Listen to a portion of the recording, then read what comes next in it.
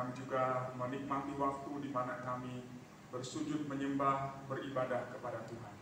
Karena itulah tujuan kehidupan kami sebagai anak-anak Allah.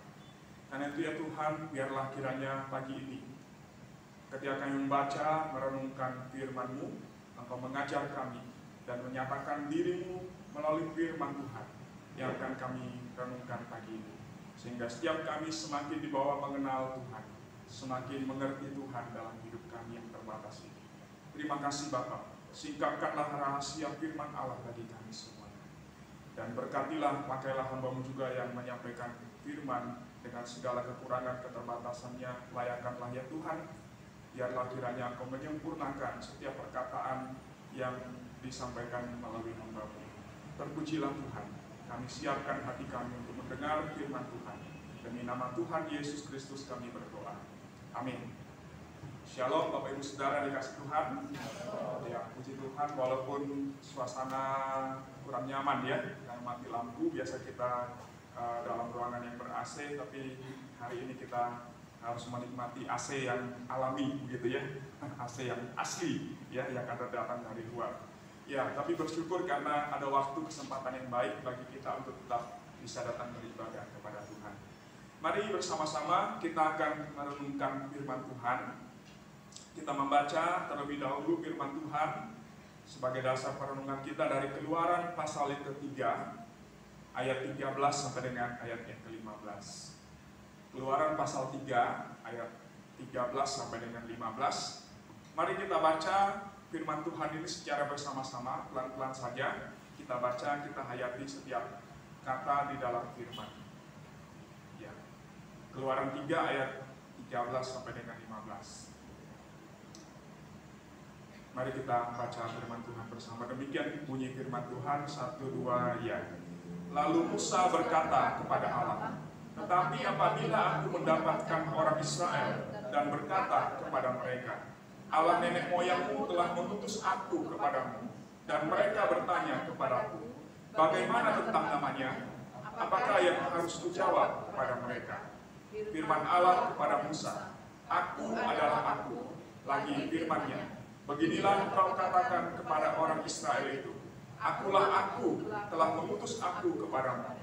Selanjutnya berfirmanlah Allah kepada Musa, beginilah kau katakan kepada orang Israel, Tuhan Allah nenek moyangmu, Allah Abraham, Allah Ishak, dan Allah Yakub telah mengutus aku kepadamu. Itulah namaku untuk selama-lamanya, dan itulah sebutanku turun-temurun. Baik, Bapak Ibu Saudara, demikian firman Tuhan menjadi perenungan kita. Yang berbahagia adalah kita yang mendengar, yang merenungkan firman Tuhan, dan yang melakukan dalam kehidupan kita tiap-tiap hari. Kita akan merenungkan firman ini dalam satu tema, yaitu mengenal namanya. Ya, mengenal nama Tuhan. Bapak Ibu Saudara yang dikasihi oleh Tuhan Yesus Kristus, mengenal Allah itu adalah tujuan hidup kita. Dan itu adalah yang terpenting di dalam kehidupan kita sebagai orang percaya. Karena mengenal Allah sebagai pribadi yang telah menciptakan kita dan yang memelihara kehidupan kita, itulah yang dirancangkan oleh Allah dari semula, sehingga Dia menciptakan manusia itu seturut dengan gambar dan rupanya, supaya kita tidak hanya seturut dengan gambar Allah dan rupa Allah yang ditaruhkan di dalam diri kita, tetapi di dalamnya ada satu sisi di dalam diri kita yang harus diisi, yang harus dipenuhi dengan mengenal siapa Allah itu dalam hidup ini. Karena itu, kalau kita melihat banyak orang yang hidupnya merasa hampa, hidupnya merasa kosong, sekalipun mungkin dia punya segala sesuatu dalam hidup ini, tapi dia merasakan hidupnya tidak berarti. Kenapa? Karena dia tidak mengenal Allah yang menjadi penciptanya, yang menjadi pemilik kehidupannya. Karena itu tema ini menjadi satu perenungan yang penting bagi kita, Bapak Ibu Saudara, yang perlu kita renungkan bersama, supaya kita akhirnya supaya akhir kita boleh mengenal Allah, dan dengan kita mengenal Allah, maka kita akan mengenal siapa diri kita sendiri. Jadi pengenalan akan Allah itu bukan hanya membawa kita kepada pengenalan yang lebih dalam tentang siapa Tuhan dalam hidup kita, tapi akan membawa kita juga semakin mengenal siapa diri kita sebagai anak-anak Allah.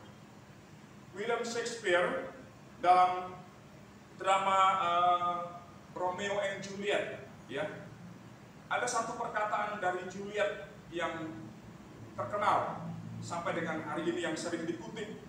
Mungkin kita juga pernah mengutip ungkapan ini, begitu ya.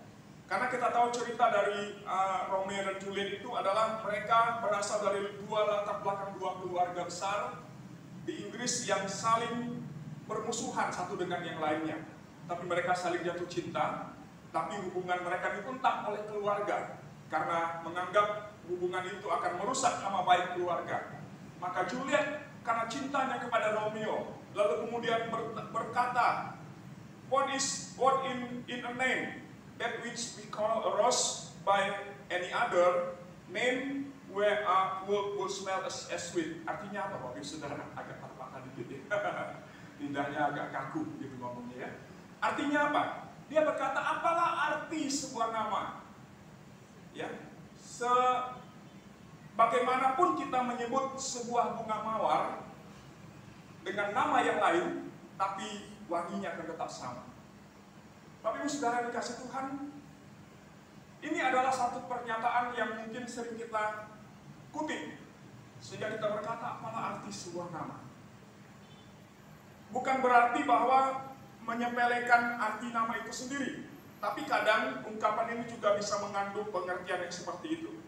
Tapi Ibu Saudara dikasih Tuhan, kalau Juliet berkata apalah arti sebuah nama, kalau kita melihat gambar yang ada di slide kita, apa yang langsung terlintas dalam pikiran kita, Bapak Ibu Saudara? Di slide selanjutnya. Apa yang langsung terlintas dalam pikiran kita melihat gambar ini? Jelas ya, Bapak Ibu Saudara ya. Ada gambar siapa di situ? Foto siapa di situ? Presiden Soekarno. Lalu sebelahnya Ibu Kartini. Sebelahnya lagi yang pakai baju hitam. Ada yang kenal? Ada yang kenal gitu ya. Nah, maka mungkin yang paling ujung, apalah arti nama orang itu ya? Karena dia tidak terkenal gitu ya. Yang kita kenal cuma dua orang itu saja, yaitu Bung Karno dan Ibu kita Kartini. Itu yang satu nama yang sering dikenakan kepada dua tokoh itu, Bapak Ibu Saudara. Artinya begini, di satu sisi apa yang dikatakan oleh Juliet dalam drama Romeo and Juliet itu memiliki satu kebenaran tersendiri. Bagi sesuatu yang penting dalam hidup ini, apalah arti dari sebuah nama? Tetapi di sisi yang lain bahwa dalam kehidupan kita tidak bisa melepaskan diri dari nama-nama tokoh-tokoh yang penting, atau bahkan nama kita sendiri dalam kehidupan kita, atau nama orang yang penting dalam kehidupan kita. Mungkin itu adalah orang tua kita, nama yang sangat penting yang terus kita ingat, walaupun mungkin sekarang sudah tidak bersama dengan kita, tapi nama itu selalu terkenang dan terus kita ingat dalam pikiran kita, dalam hati kita. Bapak Ibu Saudara dikasih Tuhan, kalau kita melihat gambaran ini, nama juga seringkali dijadikan sebagai doa atau harapan. Maka orang tua dalam selanjutnya sering menjadikan nama itu menjadi harapan dari doa dari orang tua untuk anak-anaknya. Maka ketika orang tua memberikan nama kepada anak, itu pasti dengan nama yang dicari dengan begitu rupa. Karena apa? Karena di dalamnya ada satu harapan, gitu ya. Sama dengan kami ketika memberikan nama kepada dua putri kami, tidak sembarangan kasih nama, gitu ya. Walaupun ada orang tua juga kasih nama sembarangan kepada anak-anaknya. Kadang kasih nama meja, kursi, ya. Kalau lihat baju, kasih nama baju, ya. Baru-baru ini ada yang orang yang KTP-nya namanya Tuhan, begitu ya. Oh, itu hebat sekali, namanya Tuhan di KTP ya. Namanya Tuhan, orang tua yang kasih nama dia Tuhan. Tapi nama itu begitu penting. Kenapa? Karena nama itu mengandung doa dan harapan dari orang tua. Lalu kemudian nama itu sendiri juga mengandung apa? Mengandung punya kaitan yang erat dengan kepribadian, ya. Punya kaitan yang sangat erat dengan kepribadian. Maka nama-nama tertentu seperti dua tokoh yang kita lihat tadi di atas, itu langsung mengena kepada pikiran kita karena menunjuk kepada kepribadiannya, kepada karya yang pernah dia lakukan dalam kehidupannya. Atau kalau kita mengingat nama orang tua kita yang maka kita akan mengenang, oh apa yang sudah dilakukan oleh orang tua kita bagi kita. Nah Bapak Ibu Saudara yang dikasih Tuhan, bagaimana dengan nama Tuhan dalam kehidupan kita? Kalau kita belajar Alkitab, ada banyak bagian di dalam Alkitab yang menekankan pentingnya nama Tuhan bagi umat Tuhan. Saya mengutip 2 ayat firman Tuhan saja. Yang pertama, di dalam Keluaran 20 ayat 7 firman Tuhan berkata apa? Jangan menyebut nama Tuhan Allahmu dengan sembarangan, sebab Tuhan memandang bersalah orang yang menyebut namanya dengan sembarangan. Ini hukum yang ketiga. Satu perintah Tuhan kepada Musa untuk disampaikan kepada orang Israel supaya mereka menghormati nama Allah. Kenapa? Karena nama itu adalah nama yang kudus, nama yang suci, yang tidak boleh dipergunakan dengan sembarangan atau diperlakukan secara tidak baik. Walaupun sekarang ini banyak orang yang memperalat nama Tuhan atau menggunakan nama Tuhan untuk mengungkapkan isi hati yang tidak senang atau ketika dia marah, ya. Kalau kita melihat orang-orang di luar sana, kalau di Indonesia mungkin tidak terlalu kelihatan gitu ya. Tapi kalau orang-orang di luar sana, baik orang barat, dulunya orang barat, ya, orang-orang yang berbahasa Inggris, sekarang orang-orang di Asia pun juga begitu. Kita lihat film-film ketika mereka marah atau mengungkapkan kekesalan mereka, mereka memaki dengan menyebut nama Yesus. Wah, ini sesuatu yang sangat fatal sekali Bapak Ibu Saudara yang dikasih Tuhan. Dan di dalam Matius 6 ayat 9, Tuhan Yesus dalam doa Bapa kami, kalimat yang kedua dalam doa Bapa kami itu adalah apa? Dikuduskanlah namamu. Kata dikuduskanlah namamu itu artinya biarlah nama Tuhan itu saja yang ditinggikan melebihi segala-galanya yang ada di dalam dunia ini. Kalau begitu Bapak Ibu Saudara dikasih Tuhan, kalau nama Allah itu kudus dan suci, nama itu adalah nama yang penting dalam kehidupan kita, maka tentu nama Allah itu adalah nama yang sangat berharga, yang perlu kita terus belajar, mengenal, dan terus mengenal Allah di dalam kehidupan kita sebagai orang yang percaya. Karena kalau kita melihat penyataan diri Allah kepada kita, maka kita melihat bagaimana Allah menyatakan dirinya kepada kita melalui berbagai macam cara. Salah satunya adalah dengan memberikan namanya kepada kita. Maka di dalam Alkitab kita menemukan bagaimana nama Tuhan itu disebut dan terus dinyatakan berulang-ulang kepada umat Tuhan, kepada kita semua. Kenapa Allah menyatakan diri melalui namanya, Bapak Ibu Saudara? Karena dengan penyataan tentang diri Allah melalui namanya itu membawa umat Tuhan untuk belajar banyak tentang diri Allah supaya akhirnya dapat memahami dan mengenal Allah itu dengan baik dan benar, sehingga di dalam kehidupan kita sungguh dapat memaknai nama Tuhan secara benar dan kita dapat memegang nama Tuhan itu sebagai nama di atas segala nama dalam kehidupan kita. Bapak Ibu Saudara yang dikasih Tuhan, kalau kita belajar Alkitab, maka di dalam Perjanjian Lama itu ada 3 nama utama yang sering Allah pakai untuk menyatakan dirinya dengan menyebut namanya. Yang pertama yaitu adalah Elohim. Kalau di dalam Alkitab bahasa Indonesia itu sering diterjemahkan dengan Allah, gitu ya. Baik Allah dalam huruf besar maupun Allah dalam huruf kecil, ya. A-nya besar, ya, tapi bukan A kecil. Kalau A kecil itu lebih kepada berhala, bukan Allah, begitu ya. Nah, kemudian yang kedua itu adalah kata Yahweh, YHWH dalam huruf Ibrani-nya. Itu dalam bahasa Indonesia diterjemahkan dengan Tuhan, huruf besar semua, gitu ya. Dengan kata Tuhan, huruf besar semua. Lalu yang terakhir itu adalah Adonai, Bapak Ibu Saudara, yang artinya sebenarnya adalah Tuanku. Nah, tapi orang-orang Yahudi, karena ada perintah yang ketiga tadi, jangan menyebut nama Tuhan Allahmu dengan sembarangan, maka mereka memiliki satu ketakutan tersendiri ketika mereka menyebut nama Allah Yahweh itu. Maka ketika mereka baca Alkitab Perjanjian Lama dan mereka ketemu dengan nama Allah Yahweh, maka mereka akan baca nama itu bukan Yahweh tapi Adonai. Kenapa? Karena mereka takut melanggar kekudusan nama Tuhan, maka mereka mengganti nama itu. Nah, di dalam Alkitab bahasa Indonesia, kata Adonai ini diterjemahkan dengan Tuhan itu T-nya besar, yang huruf yang lainnya kecil. Nah, kalau kita baca di dalam Alkitab itu ada pembedaan penerjemahan Alkitab, nama Allah ya. Nah, nanti kita bisa perhatikan kalau kita baca Alkitab, Bapak Ibu Saudara. Nah, demikian juga dalam Perjanjian Baru, Allah itu dinyatakan dalam tiga nama yang sering dikenakan kepada Allah dalam Perjanjian Baru. Yaitu yang pertama adalah Theos. Itu diterjemahkan dengan kata Allah ya dalam bahasa Indonesia. Lalu kemudian yang kedua itu adalah Kurios, yaitu kata Tuhan dalam Perjanjian Baru atau Tuan. Sebenarnya arti daripada Kurios itu adalah Tuan sebenarnya, atau Raja begitu ya, orang yang dihormati. Nah, tapi karena di dalam bahasa rohani akhirnya kata ini dipakai juga untuk menerjemahkan kata Tuhan.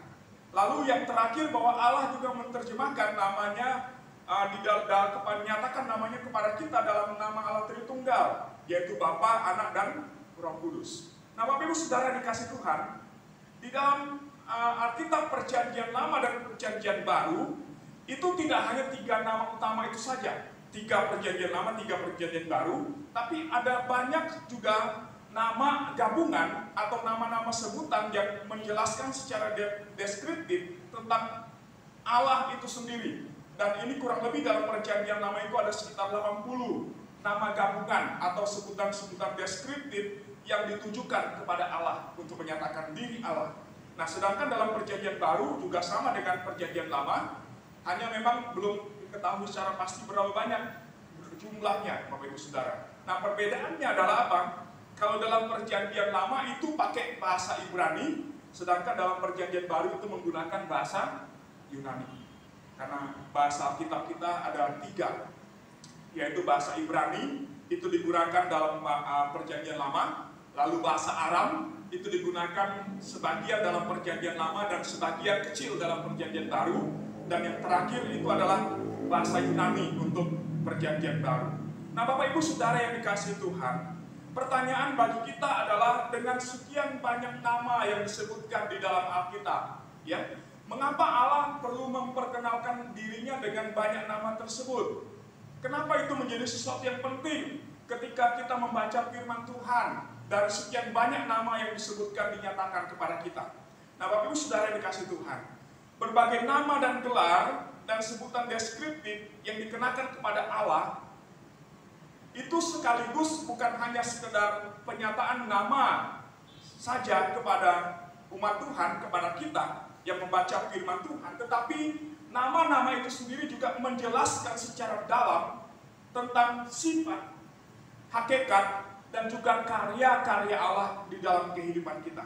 Karena untuk setiap sifat Allah dan karyanya itu ada nama pribadi yang dikenakan kepada Allah berkaitan dengan sifat dan karya-karya tersebut.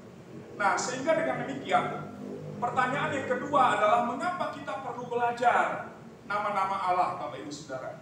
Dari 80 nama itu sangat banyak sekali ya, itu Perjanjian Lama saja. Kalau kita mau belajar secara berseri nama-nama Allah di dalam Alkitab, itu kalau kita buat pembinaan belajar secara PA itu mungkin setahun nggak cukup, mungkin butuh waktu 3 tahun, 4 tahun baru selesai mempelajari nama-nama Allah yang ada di dalam Alkitab. Tapi itu sangat menarik sekali Bapak Ibu Saudara. Nah, maka pertanyaannya adalah kenapa kita harus belajar nama itu? Kenapa nama-nama itu menjadi sesuatu yang penting untuk kita kenal, kita ketahui, bukan hanya artinya, tetapi apa maknanya dalam kehidupan kita sebagai orang percaya.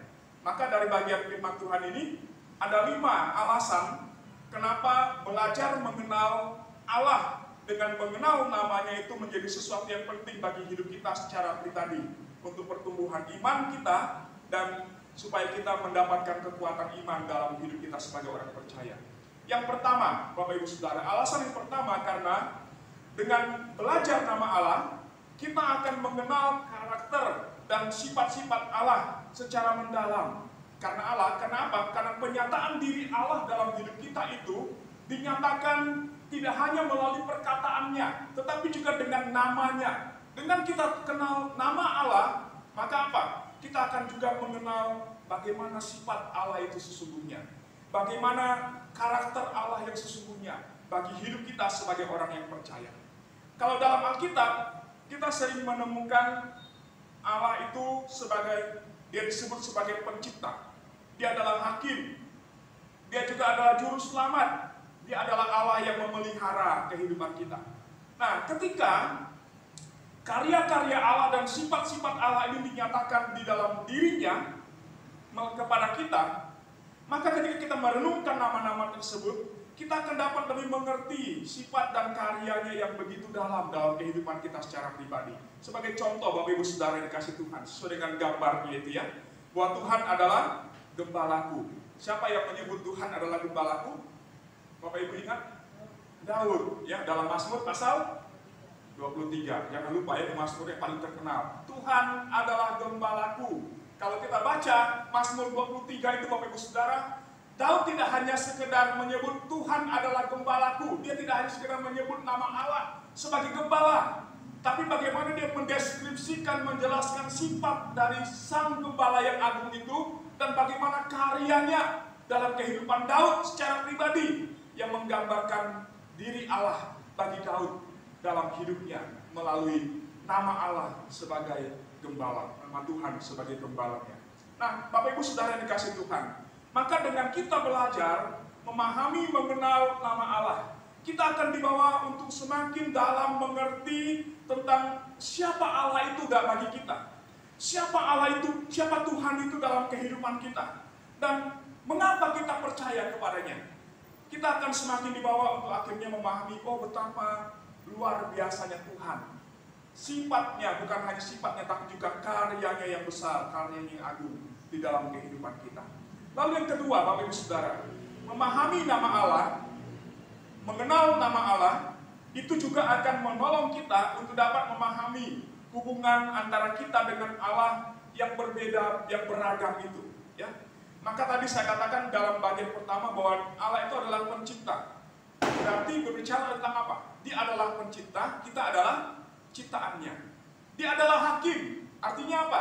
Dia yang menegakkan keadilan dan kebenaran, dan kita adalah pribadi yang melakukan hidup di dalam keadilan dan kebenaran tersebut.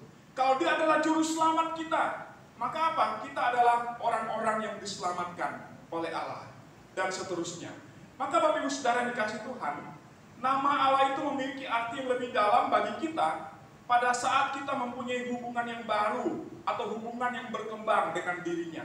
Nama itu akan membawa kita semakin dalam dan juga akan semakin menumbuhkan iman percaya kita kepada Tuhan, karena nama itu begitu penting dalam kehidupan kita.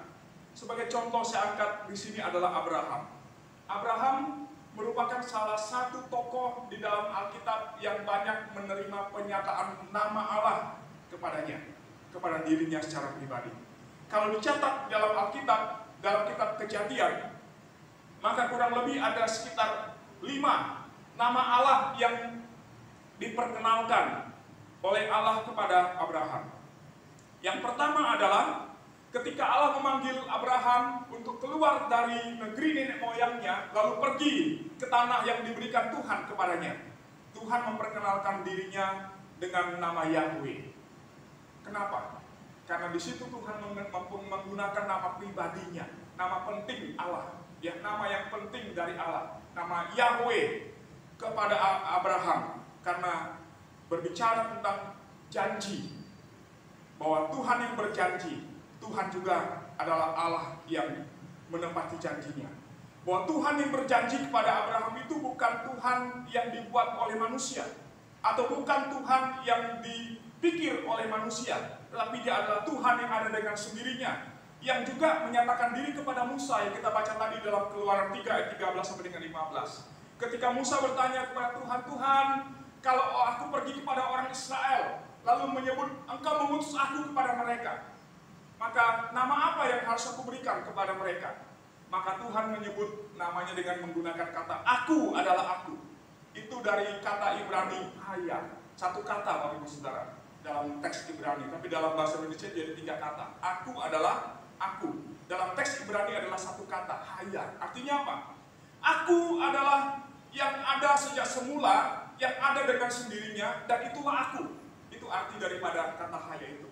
Maka ketika Allah menyatakan diri kepada Abraham, kepada Musa, dia memberikan nama pribadinya ini sebagai satu jaminan, garansi bahwa dia adalah satu-satunya Allah yang benar, yang dapat bertanggung jawab kepada kehidupan umatnya.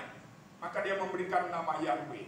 Lalu kemudian ketika Abraham bertemu dengan Melkisedek, ketika dia selesai berperang melawan raja-raja yang ada di sekitarnya pada waktu itu, maka dia bertemu dengan imam besar yang ada di Kanaan yang bernama Melkisedek. Maka kemudian dalam pertemuan itu Abraham mengenal nama Allah sebagai El Elyon. Karena apa? Karena Melkisedek menyebut Allah itu dengan sebutan Allah yang maha tinggi. Nah, Bapak Ibu Saudara dikasih Tuhan, dalam skripsi saya waktu S1, saya mendalami nama ini dan saya mengkorelasikan nama El Elyon ini dengan nama Allah dalam tradisi orang Tionghoa, dalam kepercayaan orang Tionghoa. Bahwa sesungguhnya di dalam tradisi kepercayaan orang Tionghoa, kita mengenal istilah Sangti. Nah, Bapak Ibu Saudara, dalam terjemahan Alkitab, kata Sangti ini dalam Perjanjian Lama itu diterjemahkan dengan nama El Elyon, gitu ya. Kenapa? Karena ini adalah nama pribadi Allah yang menunjukkan dia sebagai pribadi, sebagai yang paling tinggi, melebihi segala Allah yang ada di dalam dunia ini. Lalu kemudian ketika Abraham dalam kesesakannya, ketika dia menantikan janji Tuhan tentang keturunan yang dijanjikan oleh Allah kepadanya, Tuhan kembali meneguhkan janjinya dan menyatakan dirinya sebagai El Shaddai, Allah yang Maha Kuasa. Bahwa Tuhan berkuasa bukan hanya untuk menjanjikan apa yang dia janjikan kepada Abraham, tapi juga Tuhan adalah Allah yang berkuasa untuk menggenapi apa yang telah dia janjikan kepada Abraham. Demikian juga ketika meneguhkan janji itu kepada Abraham, dia memperkenalkan dirinya sebagai El Olam. El Olam itu artinya apa? Dia adalah Allah yang menciptakan langit dan bumi. Kata Olam itu langit dan bumi, menciptakan langit dan bumi. Maka Bapak Saudara dikasih Tuhan, ini menjadi sesuatu yang penting dalam kehidupan kita karena berkaitan dengan apa yang dialami oleh Abraham secara pribadi. Nama-nama itu diperkenalkan oleh Allah kepada Abraham untuk membawa Abraham semakin bertumbuh di dalam imannya kepada Tuhan. Semakin dia mengenal Allah, semakin akhirnya dia semakin percaya kepada Tuhan. Dan terakhir bahwa ketika Abraham berada di Gunung Moria dengan Ishak anaknya untuk mempersembahkan Ishak kepada Allah sesuai dengan perintah Tuhan, Ishak bertanya kepada Abraham bapaknya, "Bapak, di sini sudah ada kayu api, kita juga sudah bawa api. Lalu di mana korban persembahan?" Abraham mengatakan apa? Yehova Jireh, Allah akan menyediakan. Bapak Ibu Saudara, ini iman yang luar biasa. Melalui penyebutan nama Allah itu, Abraham mengklaim imannya kepada Tuhan bahwa Allah akan menyediakan bagi kita apa yang kita butuhkan untuk korban persembahan itu. Padahal Abraham tahu bahwa Tuhan yang memerintahkan, menyuruh untuk mempersembahkan Ishak kepada Tuhan. Tapi dalam imannya kepada Tuhan, dia berkata kepada anaknya, Yehova Jireh, Tuhan yang menyediakan bagi kita. Bapak Ibu Saudara dikasih Tuhan, kalau kita belajar nama-nama ini, maka kita akan mengerti, memahami bahwa siapa Allah. Ketika kita dalam kesesakan, dalam kesulitan, maka kita akan akhirnya semakin dibawa kepada pengenalan yang lebih dalam kepada Tuhan. Dalam setiap kesesakan yang kita alami atau dalam setiap situasi kehidupan yang kita alami dalam kehidupan ini, nama-nama ini akan menjadi satu peneguhan yang berbicara secara pribadi kepada kita ketika kita memahami, mengenal nama Allah itu dengan dalam, dengan benar. Lalu kemudian yang ketiga, mengapa kita perlu belajar mengenal nama Allah, Bapak Ibu Saudara? Yang ketiga, melalui nama-nama Allah menyatakan bahwa Ia adalah sumber dan jalan keluar bagi setiap masalah yang kita hadapi dalam kehidupan kita. Maka tadi saya katakan bahwa ketika kita mengenal nama Tuhan dan kita percaya kepada nama itu, maka sesungguhnya dalam kehidupan kita sebagai orang yang percaya kepada Tuhan, dalam setiap keadaan apapun yang terjadi dalam kehidupan kita akan tetap kuat, kita akan terus bertumbuh. Ibarat biji yang ditanam di dalam tanah. Tidak mengenal musim apapun, entah itu musim kering atau musim hujan, benih itu akan tetap tumbuh. Dia akan keluar untuk bertunas dan bertumbuh menjadi besar, menjadi pohon yang akhirnya menghasilkan buah. Demikianlah kehidupan orang yang percaya kepada Tuhan, yang mengenal nama Tuhan dalam hidupnya. Dia akan ibarat seperti pohon yang akan terus bertumbuh di dalam Tuhan, sampai akhirnya dia bisa menghasilkan buah. Kita ingat di dalam Mazmur pasal yang pertama, ayat yang ketiga, di sana dikatakan apa? Bahwa orang yang mengenal nama Tuhan, mengenal firman Tuhan, disebutkan seperti pohon yang ditanam di tepi aliran air, yang tidak mengenal musim apapun. Dia akan tetap bertumbuh, dia akan tetap bertunas, dia akan terus bertambah besar, dan akhirnya menghasilkan buah pada waktunya. Demikianlah kehidupan kita sebagai orang percaya yang mengenal Allah. Maka di situ kita akan terus bertumbuh dan terus bertumbuh di dalam kehidupan kita. Sekalipun ada masalah, sekalipun ada pergumulan, karena kita tahu siapa Allah yang kita percaya di dalam kehidupan kita. Lalu yang keempat, Bapak Ibu Saudara yang dikasih Tuhan, melalui nama-namanya Allah menyatakan bahwa Ia adalah sumber dan jalan keluar bagi masalah-masalah kita. Ya, seperti tadi ketika Abraham naik ke atas gunung Moria bersama dengan Ishak. Lalu Ishak bertanya kepada Abraham, "Bapa, di mana korban persembahannya?" Abraham dalam imannya berkata, "Yehova Jireh, Tuhan akan menyediakan." Bapak Ibu Saudara dikasih Tuhan, kalau kita mengenal apa itu arti nama Yehova Jireh, maka di situ kita akan menjadi kuat. Apapun persoalan yang kita hadapi, permasalahan kehidupan yang kita alami, kita akan tetap yakin dan percaya. Kita akan terus berpegang kepada nama itu, karena nama itu adalah sumber kekuatan yang memberi jaminan bagi kehidupan kita. Lalu yang terakhir, Bapak Ibu Saudara yang dikasih Tuhan, berbagai macam nama Allah dapat menjadi jaminan bagi kita bahwa kita dapat bersandar kepada namanya di saat kritis. Ya, Allah menyatakan namanya dengan beraneka macam dalam keadaan krisis untuk menyatakan cara Dia menolong hamba-hambanya. Di situ saya mengangkat satu nama Allah, yaitu El Roi. Baru tahu kapan nama ini muncul? Kalau kita baca dalam kitab Kejadian, di situ kita bertemu dengan tokoh Hagar, seorang wanita Mesir yang diberikan oleh Sarah, istri Abraham, untuk menjadi gundiknya Abraham. Lalu kemudian melahirkan anak yang bernama Ismail. Ketika anak itu bertumbuh bertambah besar, demikian juga ketika Sarah melahirkan Ishak. Lalu kemudian Sarah melihat bahwa anak yang bernama Ismail itu bisa menjadi ancaman bagi Ishak. Maka kemudian menyuruh Abraham untuk mengusir Hagar dan anaknya itu. Maka kemudian Abraham mengambil anaknya yang bernama Ismail itu, lalu meletakkan di atas pundak dari ibunya, digendong, lalu hanya memberikan baju secukupnya dan perlengkapan secukupnya, lalu kemudian menyuruh mereka pergi meninggalkan perkemahan. Dan dalam keadaan putus asa, si anak itu berseru kepada ibunya minta minum. Bapak Ibu Saudara dikasih Tuhan. Lalu kemudian air yang ada di kantong air sudah habis, tidak ada lagi air di dalamnya. Maka kemudian akhirnya dalam keputusasaannya, Hagar kemudian melemparkan anaknya ke semak-semak duri untuk berlindung di bawah semak-semak duri yang tumbuh di padang gurun pada waktu itu. Lalu kemudian dia berjalan agak jauh, menangis di situ. Dan dalam keadaan yang sulit pada waktu itu, malaikat Tuhan datang kepada Hagar dan berkata, "Jangan takut, karena anak yang ada padamu, dia juga adalah anak yang akan diberkati. Dan Tuhan berjanji akan memelihara Ismail dalam kehidupannya."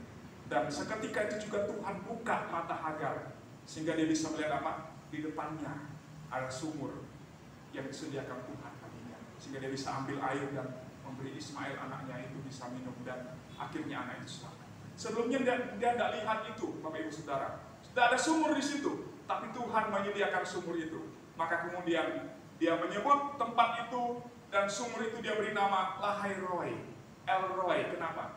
Dia berkata, karena Allah yang menyediakan. Bapak Ibu Saudara dikasih Tuhan, dalam kehidupan kita ada krisis dan persoalan yang kita alami. Tapi dengan kita punya nama dan kita mengenal nama itu, kita mengaminkan nama itu dalam kehidupan kita, dalam setiap keadaan apapun yang terjadi dalam hidup kita, maka itu menjadi kekuatan yang tidak hanya sekedar memberikan kekuatan bagi kita, tetapi menjadi jaminan dalam hidup kita bahwa sekalipun dalam krisis, Allah akan memberikan jalan keluar bagi kita. Seperti Hagar yang ditolong oleh Tuhan, dan Ismail diselamatkan dari kematian karena kehausan. Demikian juga kita akan ditolong oleh Tuhan di tengah-tengah krisis yang kita alami. Maka sesuai dengan teks yang ada di gambar itu, mari kita baca bersama. 1, 2 ayat. Hidup orang benar akan mengalami pemeliharaan Tuhan walaupun di saat kekeringan. Terbaca enggak? Kelihatan enggak Bapak Ibu? Ya. Hidup orang yang percaya kepada Allah, ya, akan mengalami pemeliharaan sekalipun di dalam kekeringan. Ya. Bapak Ibu Saudara dikasih Tuhan. Maka dari 5 alasan ini, kita belajar bahwa nama itu menjadi nama Allah itu menjadi nama yang penting bagi kita. Kenapa? Karena melalui nama itu, Allah bukan hanya sekedar menyatakan dirinya kepada kita, tetapi juga Allah mengizinkan satu masalah yang berat menekan kehidupan kita, agar kita mau berpaling kepadanya. Di dalam pergumulan yang berat yang kita alami, kita mau datang kepada Tuhan. Karena apa? Bukan karena hanya sekedar kita datang kepada Tuhan, tapi karena kita kenal Dia, kita mengenal namanya yang diberikannya kepada kita. Dan itu menjadi jaminan yang membuat kita berani untuk datang kepada Tuhan dalam setiap persoalan kehidupan yang terjadi dalam hidup ini. Maka pada saat yang kritis yang terjadi dalam hidup ini, Allah akan menyatakan dirinya kepada masing-masing kita dengan cara yang baru. Sama seperti pada zaman dahulu, Dia menyatakan diri melalui nama-namanya. Pada waktu umat Allah membutuhkan pertolongan dalam kehidupan mereka. Demikian juga dengan cara yang sama, Tuhan akan datang kepada kita di saat kita sedang dalam kesesakan. Dan seringkali nama Allah itu akan muncul, dinyatakan kepada kita di saat kita sedang mengalami pergumulan dan kesesakan dalam hidup ini. Karena itu Bapak Ibu Saudara dikasih Tuhan, orang yang mengenal Tuhan dan namanya akan mendapatkan kekuatan yang baru bagi hidupnya dalam setiap keadaan dan situasi yang terjadi dalam kehidupan ini. Maka Bapak Ibu Saudara dikasih Tuhan, mari kita sebagai anak Tuhan jangan bosan untuk belajar mengenal Tuhan. Jangan kita merasa jenuh untuk belajar mengenal Tuhan. Kenali Tuhan kita, karena itulah yang terpenting dalam hidup ini.